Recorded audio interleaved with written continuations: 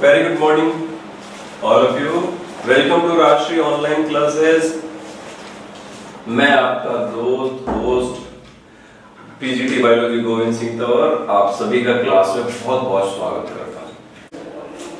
तो sir Govind sir, हम बात कर रहे थे पॉलिनेशन।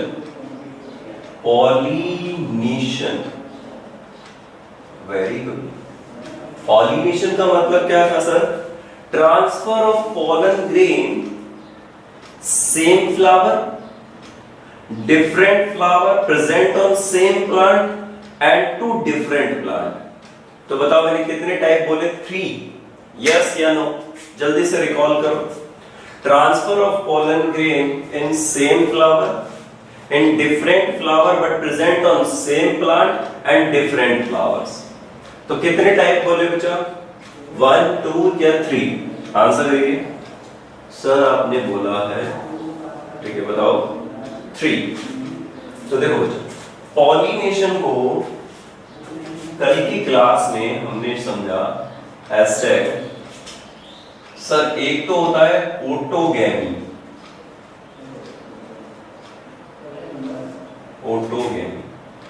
याद आ रहा है बच्चों? और उसका एग्जाम्पल क्या याद किया था? पी। वेरी गुड, दिख रहा है बेटा मुझे? पी क्या था उसका example? P. Voice not come proper. बेटा एक बार आप वापस से कनेक्ट होइए बेटा, लीव करके, शायद फिर ठीक हो जाए। नीरज वापस से रिकनेक्ट होइए एक बार। एक तो था बेटा ऑटोगैमी, एक था जिटेनोगैमी। तो जिटेनोगैमी का एग्जांपल क्या करवाया था बच्चों हमने कल? Very good very good very good. Neha मुझे दिखाई दे रहा है वाटरमेलन। ठीक है बच्चों, ठीक है। Voice not come proper, watermelon बिल्कुल सही है। तो वाटरमेलन,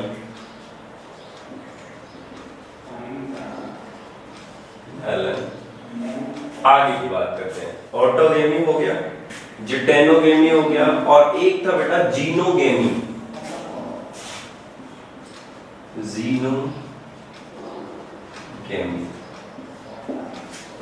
जीनोगेमी। और इसका एग्जाम्पल क्या बताया बच्चों हमने? ऑनियन। Very good.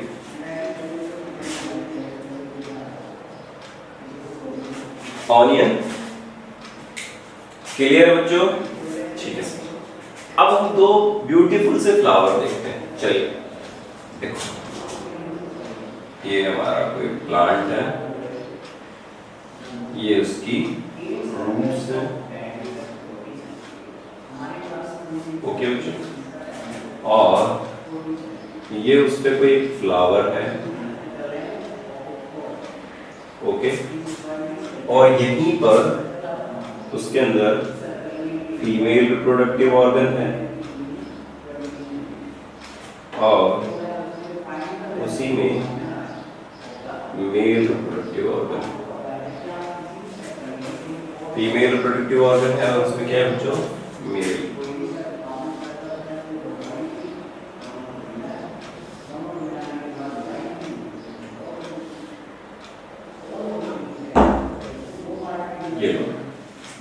एक फ्लावर तो बेटा नीचे, और सर एक फ्लावर ऊपर,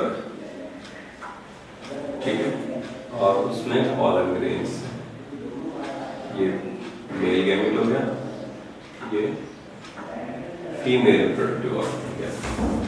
तो बताइए बच्चों, हमने शो कर रहे हैं एक प्लांट पर 2 तरह के फ्लावर्स हैं, ठीक है बच्चों।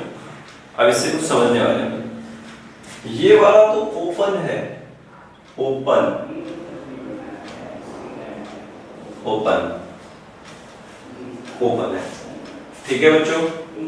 और ये वाला है क्लोज, बंद। क्या मतलब है समझिए? अगर फ्लावर में मेल सेक्स ऑर्गन और फीमेल सेक्स ऑर्गन एक्सपोज हो रहे हैं, क्या हो रहे हैं बच्चों? एक्सपोज हो रहे हैं, तो वो एक्सपोजर क्या कहलाएगा बेटा? अगर वो एक्सपोज हो रहे हैं तो उसे हम कहेंगे कैस्मोगैमस या चेस्मोगैमस। तो मैं इस तरह लिख सकता हूं,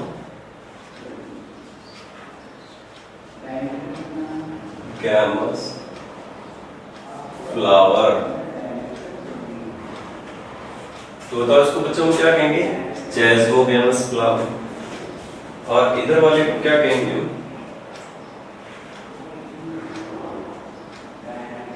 क्लिस्टोगैमस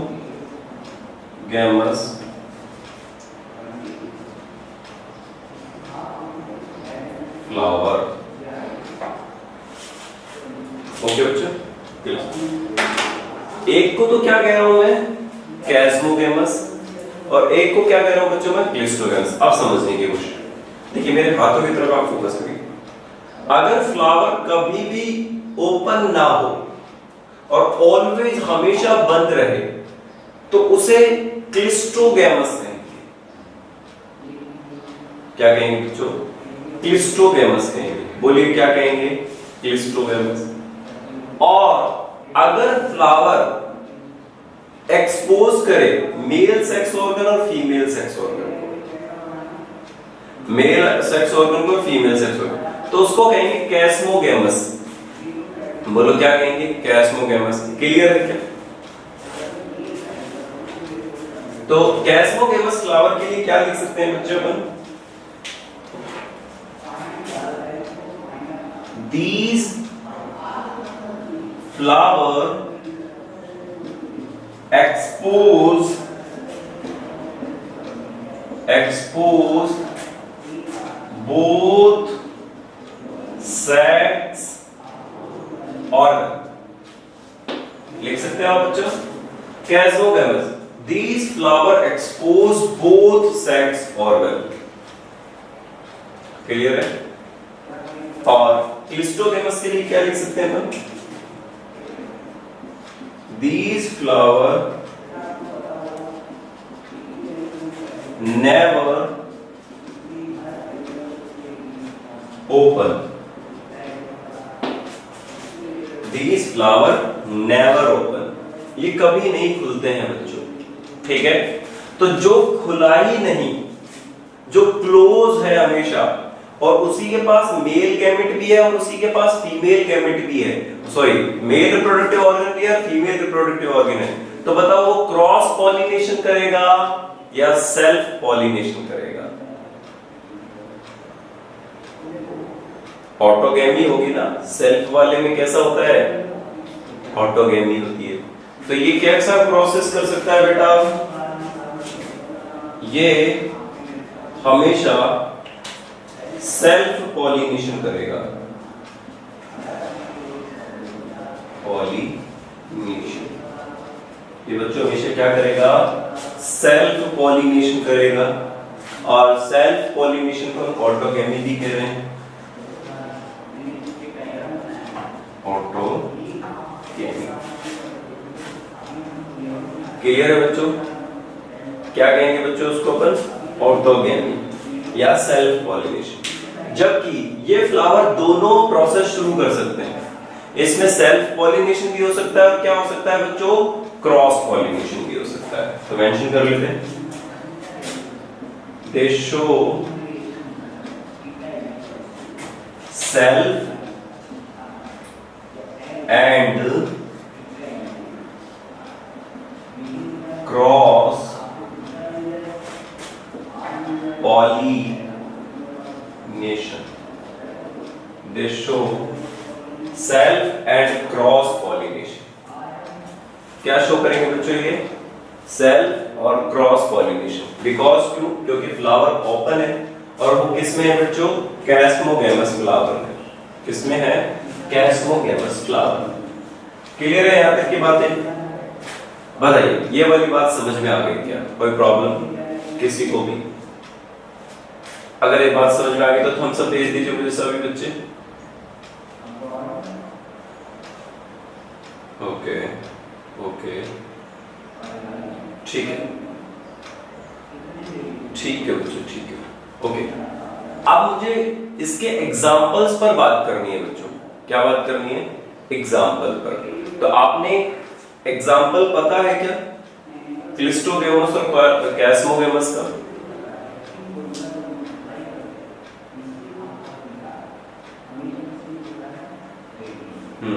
बताइए, कैस्मोगेमस या क्लिस्टोगेमस का आपको एग्जाम्पल आता है क्या?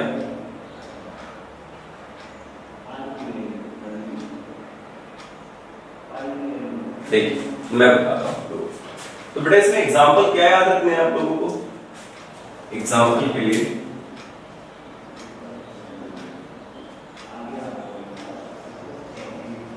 कॉम्बिना, ऑक्जेलिस और वायोला। ठीक है, ठीक है, क्या क्या याद करना बेटा? कॉमेलिना, ऑक्जेलिस और वायोला, ये कुछ एग्जांपल्स आपको याद रखने हैं। याद रख पाओगे बेटा कैस्मोगेमस और क्लिस्टोगेमस के लिए? कॉमेलिना, ऑक्जेलिस और वायोला। ठीक है बेटा, तो आपको ये एग्जांपल क्लिस्टोगेमस और कैस्मोगेमस के आने चाहिए। क्लिस्टो डेजर्ट फ्लावर, जीतूगा, हाँ सही कह सकते हो बेटा। वहां पे मोस्टली ऐसी कंडीशंस में पाए जाते हैं क्लिस्टोगेमस, बिल्कुल सही कह रहे हो आप। तो आपको मेंशन कर लेना, ये एग्जांपल भी याद रखने हैं, डायग्राम समझ लेना।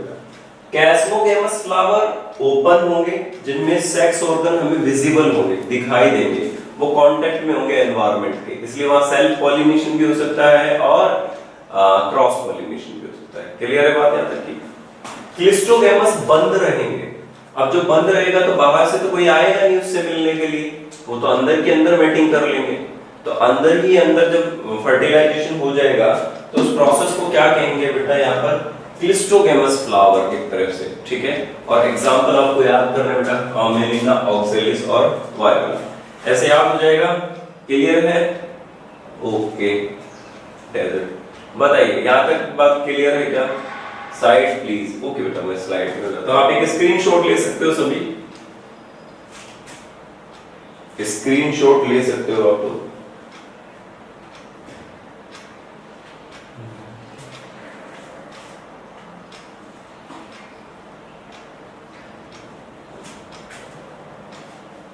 ओके, हो गया, सभी ने ले लिया बेटा?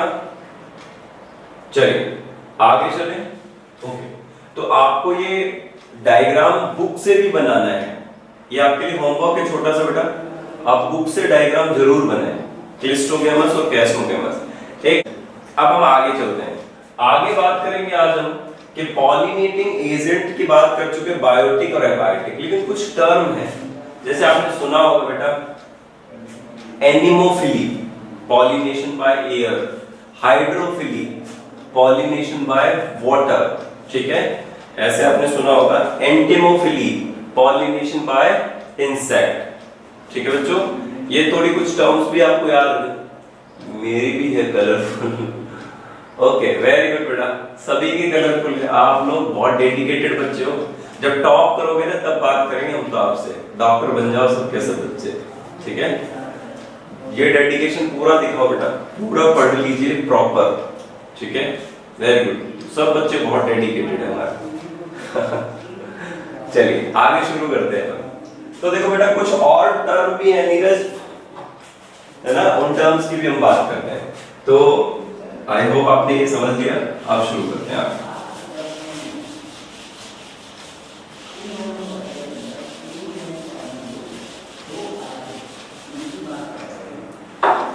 देखिए बच्चों, अब हम जो शुरू करने वाले हैं आगे की बात, वो कैसे हमारी, वो समझिए आप लोग।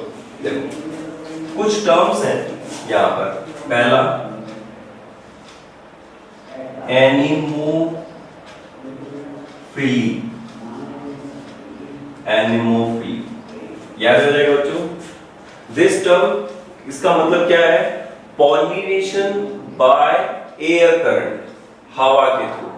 सर एग्जांपल रिपीट करो बेटा, कॉमेलिना, ऑक्जेलिस और वायोला तीनों एनसीईआरटी में मेंशन है, आप एक बार देख लीजिए। यस या नो? तीनों एनसीईआरटी में मेंशन है। तो देखो जो एनेमोफिली एक है, हाइड्रोफिली और तीसरा है बच्चों यहां पर एंटोमोफिली।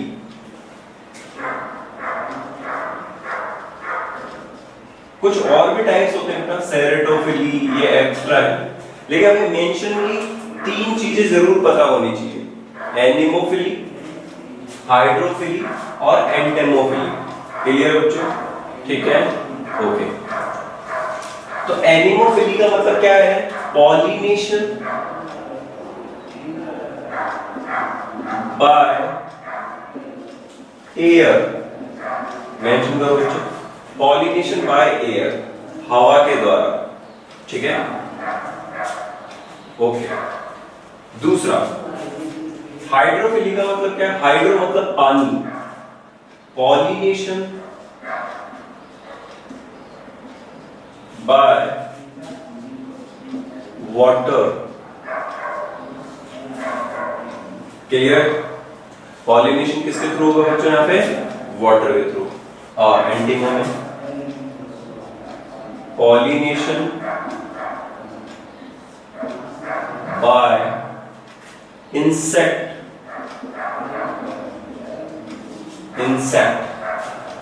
पॉलिनेशन बाय किसके थ्रू होगा बच्चों? इंसेक्ट। अच्छा, अब आप मुझे आपसे एक छोटा सा क्वेश्चन बताओ, मैक्सिमम पॉलिनेशन कौन करवाता है? एनिमो, हाइड्रो या एंटेमो?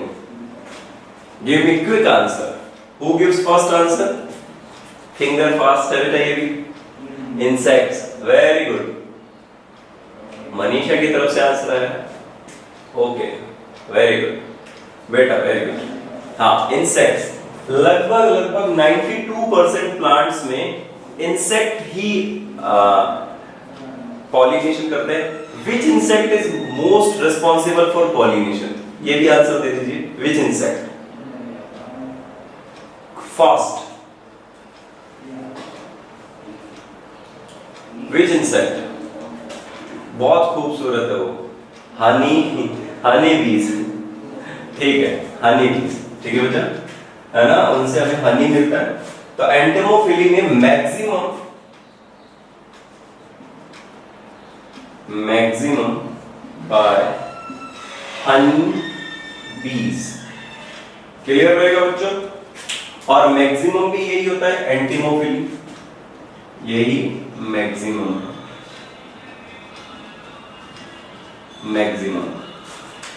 क्लियर है? हनी बीज एंड बटरफ्लाई, बिल्कुल सही है जी। तो हाँ, बटरफ्लाई का भी बहुत बड़ा कंट्रीब्यूशन है और हनी बीज का भी बहुत बड़ा कंट्रीब्यूशन है इसके लिए। क्लियर है बच्चों? यस या नो? यस, ठीक है। अच्छा, आपने थोड़ा इंटरेस्टिंग और बात कर लेते हैं। आपने पढ़ा होगा बेटा, जो बीज होती है वो हनी को कलेक्ट करती है। तो हनी एक्चुअली उनके पास आता कहां से? फ्लावर से। फ्लावर के पास क्या होता है? कोई आंसर के लिए? What is this? क्या होता है ऐसा फ्लावर के पास जो हनी बीज उसे कलेक्ट कर लेती हैं? और वो पॉलिनेशन क्यों करें? Nectar. Very good Manisha, very good. Nectar होता है बेटा, फ्लावर्स के पास नेक्टर होता है और हनी बीज जब वहां जाती हैं तो वो अपनी सकिंग पिपेट जैसा माउथ होता है उनका, उसमें नेक्टर को फिल कर लेती हैं। और जब वो नेक्टर को फिल कर लेती हैं तो उसके साथ क्या होता है बेटा? जो नेक्टर होता है वो जब अपने कहीं और उसे ट्रांसफर कर रही होती हैं, रख रही होती हैं, तो उनके बॉडीज पर बहुत सारे पॉलन ग्रेन चिपक जाते हैं। क्लियर है बात? और जब वो पॉलन ग्रेन वहां चिपक जाते हैं तो आप वो दूसरे फ्लावर पर जाते हैं तो वो वहां पर रिलीज कर देते हैं उनको। क्लियर है बच्चों? इसलिए वो पॉलिनेशन के लिए काफी हेल्पफुल होती है और हमें नेचुरल एक हनी भी मिल पाता है। काफी न्यूट्रिएंट होते हैं हनी के अंदर। यस बेटा, ठीक है, क्लियर है। तो ये तो थोड़ी सी टर्म्स आपको याद रखनी है। क्लियर है बच्चों? अब आज अपन यहां से शुरू करने वाले हैं एक छोटा टॉपिक, इसके साथ ही जो प्लांट, अब हम चैप्टर के आगे डील करते जा रहे हैं और उसमें बात करेंगे बेटा फर्टिलाइजेशन। किसकी बात करेंगे? फर्टिलाइजेशन की। कि प्लांट जो एंजियोस्पर्म प्लांट्स होते हैं उनमें फर्टिलाइजेशन कैसे होता है। तो देखो बेटा स्टेप स्टेप से बात करें। सबसे पहले मैंने आप लोगों को क्या पढ़ाया, फ्लावर, क्लियर। उसके बाद क्या पढ़ाया, मेल रिप्रोडक्टिव ऑर्गन, ठीक है। उसके बाद हमने क्या पढ़ा, मेल गैमेट फॉर्मेशन। उसके बाद हमने क्या पढ़ा, फीमेल रिप्रोडक्टिव ऑर्गन। फिर उसके बाद हमने क्या पढ़ा, फीमेल गैमेट फॉर्मेशन। उसके बाद हमने क्या पढ़ा, पॉलिनेशन। उसके बाद हमने पढ़ा पॉलिनेटिंग एजेंट, क्लियर है बात बच्चों। अब हम पढ़ेंगे, क्योंकि अब मेल गैमेट बन चुका है, फीमेल गैमेट बन चुका है, पॉलिनेशन भी हो चुका है, तो उसका रिजल्ट क्या रहेगा बच्चों। अब रिजल्ट क्या रहेगा, फर्टिलाइजेशन। क्या होगा बच्चों, फर्टिलाइजेशन। अच्छा, ह्यूमन रिप्रोडक्शन में आपने पढ़ा होगा एक गैमीट मोटाइल होता है और दूसरा नॉन मोटाइल होता है, यस। लेकिन प्लांट के पास तो नेचर ने दोनों ही नॉन मोटाइल बनाए, भगवान भरोसे ही हो तो भाई हो जाए तो ठीक, नहीं तो देखा जाएगा बाद में, ठीक है। तो बात दोनों के दोनों नॉन मोटाइल है बच्चों। कैसे हैं वो दोनों के दोनों नॉन मोटाइल। और आपको पता है, बताया भी था कि सर अगर गलती से मान लो कहीं हवा किस तरफ की चली, हवा कहीं की भी चल सकती है, ठीक है। अगर हवा चली और पोलन ग्रेन उड़कर कहीं डिफरेंट जगह पर चला गया, तो वो इतने दिन तक सरवाइव कैसे करेगा। उसे कौन रेनकोट कौन दिलवाएगा है उसको प्रोटेक्शन कौन देगा, बताओ। चलो आपने पढ़ा है ना मेल गैमेट, तो उसे प्रोटेक्शन कौन देगा।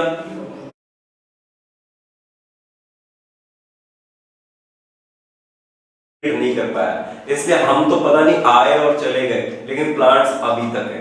रीजन इसी के पीछे यही है, क्योंकि पॉलन ग्रेन्स प्रोटेक्टेड रहते हैं बच्चा। कैसे रहते हैं वो, प्रोटेक्टेड रहते हैं with the help of sporopollenin, clear है। ये तो बेटा एक्साइन लेयर हुई। इंटाइन लेयर किसकी बनी होती है, इंटाइन लेयर किसकी बनी होती है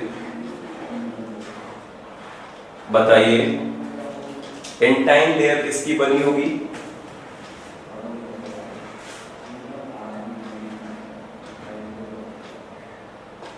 कैलोज नहीं बेटा, पैक्टिन तो सही होता है अपने, सेल्यूलोज होगा, ठीक है बेटा। Cellulose and pectin, Kapil, Monica, चलिए बढ़िया ट्राई किया। अच्छा बताइए, स्पोरोपोलिन टफ कवरिंग होती है, तो फिर पोलन ट्यूब कैसे बाहर आएगी, है ना। आपने तो उसको कवर कर दिया, फिर पोलन ट्यूब कैसे जर्मिनेट होगी, उसके लिए क्या स्ट्रक्चर होता है वहां, पोलन ट्यूब को आउट आने के लिए जर्म पोर। वेरी गुड, वेरी गुड जीतूकांत बाबू, जर्म पोर होगा, बिल्कुल सही बात बोली आपने, वेरी गुड वेरी गुड, अरे वाह, गुड डेडिकेशन। चलिए बच्चों, तो फर्टिलाइजेशन की बात करें, जो देखिए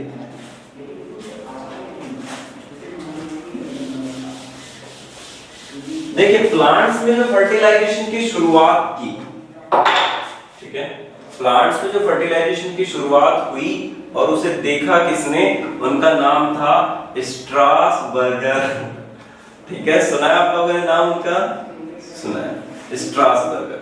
तो देखो प्लांट्स में पहली बार डिस्कवर किया फर्टिलाइजेशन को स्ट्रासबर्गर ने, और डबल फर्टिलाइजेशन किसने डिस्कवर किया, अगर कोई बताए तो बताओ। चलो फिर मैं तो बताऊंगा।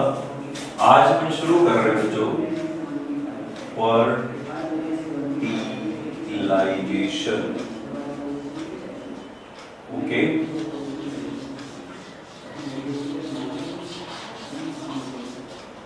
हम पढ़ रहे बेटा फर्टिलाइजेशन, ठीक है। हाँ, तो सबसे पहली बार डियर स्टूडेंट्स जो फर्टिलाइजेशन को डिस्कवर किया था वो किया था स्ट्रासबर्गर ने। तो ये लिखिए, फर्स्ट टाइम डिस्कवर, तो देखो क्लियर है बेटा, okay. First time,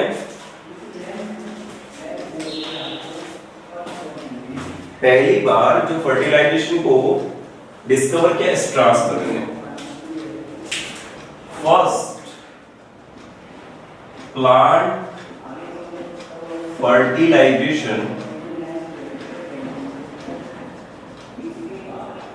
discovered by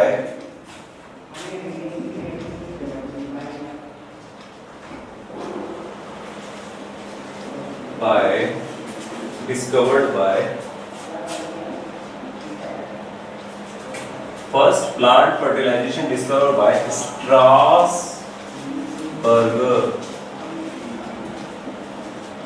Strasberger clear है? तो स्ट्रासबर्गर ने पहली बार प्लांट फर्टिलाइजेशन को डिस्कवर किया। क्लियर है बच्चों? अब इसके बाद अपन एंजियोस्पर्म प्लांट में देखते हैं कि फर्टिलाइजेशन कैसा होता है। पता है एंजियोस्पर्म को एक तो जानते हैं कि सर कवर्ड सीड होता है। कैसा सीड होता है बच्चों? कवर्ड सीड होता है। दूसरा सर उनके पास फ्लावर आते हैं। क्या आते हैं? फ्लावर। भगवान को चढ़ाते हो आप लोग, है ना? कृष्ण जी को, गोविंद भगवान को, सबको चढ़ाते हो, चलो ठीक है। फ्लावर आते हैं, फिर फ्लावर भी सर बहुत कलरफुल है और फ्लावर के बाद फ्रूट भी बनता है। अभी तो सब मैंगो खा रहे हैं, खूब सस्ते आ रहे हैं ना, बढ़िया, खूब खाओ, मस्त, है ना? तो सर वहां पे मैंगो भी फ्रूट बना। तो फ्रूट कहाँ बना बेटा? एंजियोस्पर्म प्लांट में, जिम्नो में तो नहीं बना ना, है ना? ठीक है। तो यहाँ पर फ्रूट का फॉर्मेशन हुआ आफ्टर फ्लावर के बाद। देखो कहानी फ्लावर से ही शुरू हुई थी और हम पूरा प्लांट बनाएंगे, सीड तक पहुंच जाएंगे। ठीक है बच्चों? अब इसके बाद देखो जब फर्टिलाइजेशन स्ट्रासबर्गर ने पहली बार देखा, ठीक है, और अब इसके साथ अपन देखते हैं कि जो एंजियोस्पर्म है उनमें सबसे वजनदार बात क्या है। अब वो बोलने वाला हूं मैं, है ना? सब होश संभाल के बैठिए बेटा। सबसे वजनदार बात क्या है प्लांट्स के लिए, एंजियोस्पर्म के लिए? 5-6 लाख रुपए की बात तो होगी। देखो sir, angiosperm plants show double fertilization. कुछ लगा? लगा, बिल्कुल लगा। तो angiosperm plants show double fertilization. क्या शो करते हैं बच्चों? Double fertilization. ये जबरदस्त बात है, देखो आपको पता थी पहले से भी। तो देखो यहां लिखते हैं सुनहरी बात को, एंजियोस्पर्म प्लांट्स show double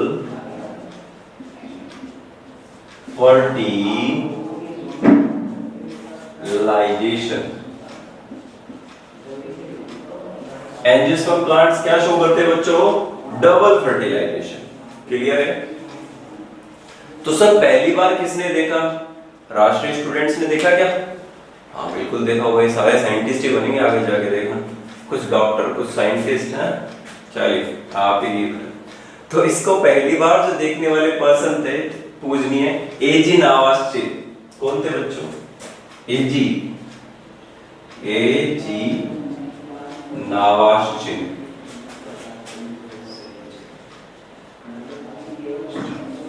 एजी नावास्चिन वेरी इंपॉर्टेंट नेम बेटा, मेडिकल एग्जाम में बहुत बार पूछा गया। Who discovered double fertilization? ठीक है, तो उनका नाम था एजी नावास्चिन। सर क्या ऑल प्लांट्स में होता है? हाँ बेटा, एंजियोस्पर्म में सारे प्लांट्स में होता है। नीरज वेरी गुड क्वेश्चन बेटा। एंजियोस्पर्म सारे प्लांट डबल फर्टिलाइजेशन शो करते हैं। बोल रहे हैं ना अपनी वाली बात? ठीक है। जैसे सभी मैमल्स में मेमोरी ग्लैंड होती है, तो सभी एंजियोस्पर्म के पास में क्या होता है बच्चों? डबल फर्टिलाइजेशन होता है। ओके, नीरज इंटेलिजेंट हो गया, बढ़िया। चलिए तो देखो, angiosperm plants show double fertilisation, और इसकी डिस्कवरी किसने की थी बच्चों? एजी नावास्चिन ने। किसने की थी इसकी डिस्कवरी बच्चों? एजी नावास्चिन ने। याद रह जाएगा? याद रह जाएगा? चलिए अब याद करो बच्चों, यहां पर पॉलन ट्यूब बनने वाली है। तो पहले मैं आपको ये बताता हूं how to formation pollen tube, कि पॉलन ट्यूब का फॉर्मेशन कैसे होता है। तो देखो सुनो बच्चों, पहली बात एक चीज समझिए। सर हमने पढ़ा है कि जो पॉलन ग्रेन है, क्या है बच्चों? Pollen grain. तो पॉलन ग्रेन कुछ ऐसा ही दिखता है क्या? चलो देखते हैं। ठीक है, ऐसा ना दिख रहा है, सबको दिख रहा है। जूस वूस लेके बैठा करो बेटा, घर भी है ना। हाँ, क्लास में थक जाते होंगे आप लोग, इतनी गर्मी में क्लास ले रहे हो, थक तो जाते हो, थोड़ी एनर्जी भी लेके बैठा करो सब लोग, है ना। ग्लूकोज पाउडर, जूस सब अपने पास रखा करो, थोड़ी एनर्जी मिलती रहे आप, क्योंकि थक जाते हो आप लोग। कितनी लंबी क्लास, सर कब से देख रहे हैं, कितना पढ़ेंगे हम, इतना वजन हम सब पे, है ना बेटा। हाँ मैं समझ पा रहा हूँ आप में बहुत बहुत ज्यादा डेडिकेशन है। चलिए तो देखो बेटा, ये है हमारा एक पॉलन ग्रेन जिसकी एक आउटर लेयर है, और इस आउटर लेयर को एक्साइन कहते हैं बच्चों, एक्साइन कहेंगे। और एक्साइन बनी होती है स्पोरोपोलिन की,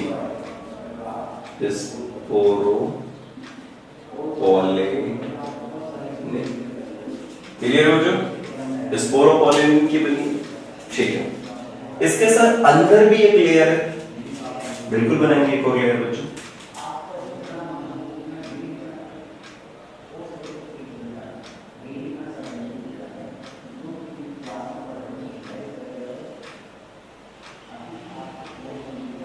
This layer will be called intine, क्या कहेंगे उसको बेटा, intine कहेंगे, intine।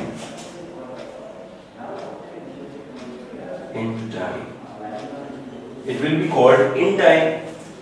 अब intine किसका बना होगा डियर स्टूडेंट्स?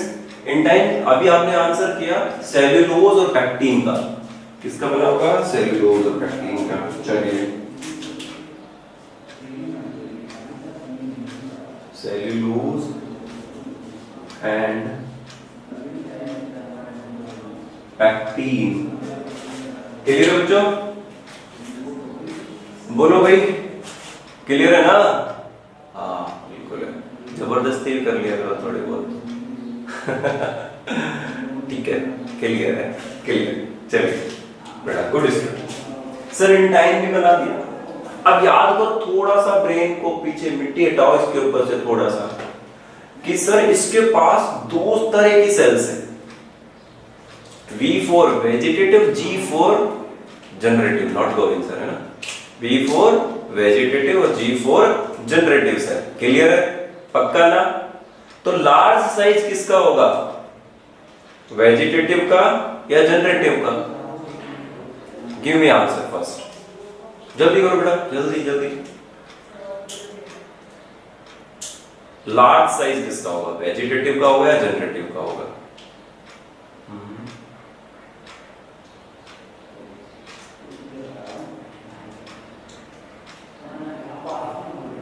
नहीं पता?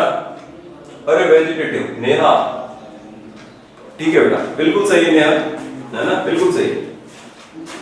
तो सर एक तो बड़े साइज की सेल है और एक छोटे साइज की सेल है, तो इसको हम बना देते बेटा, this is a vegetative cell, तो this is vegetative nucleus, okay बच्चा।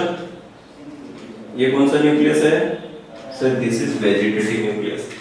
और वेजिटेटिव सेल के पास खाना भी है बहुत सारा, क्योंकि इन्होंने लॉकडाउन में स्टोर कर लिया खाना, लॉकडाउन लगने वाला था, इनको पता था। तो देखो ये लो, वेजिटेटिव सेल के पास नरिशमेंट भी बहुत सारा है, क्लियर है ना? हाँ बिल्कुल क्लियर है। तो this structure will be called vegetative cell. बोलिए बच्चों क्या कहेंगे इसको बेटा? वेजिटेटिव सेल, और इसको आप न्यूक्लियस भी कह सकते हो। ये याद रखना है बेटा, सब चीजें इंपॉर्टेंट है। अच्छा, नेचर ने सब चीजें बनाई तो काम की बनाई होगी ना, वेजिटेटिव सेल भी तो कुछ काम करेगी, उसका न्यूक्लियस भी कुछ काम करेगा, ठीक है, और जनरेटिव तो काम करने ही वाली है, ठीक है।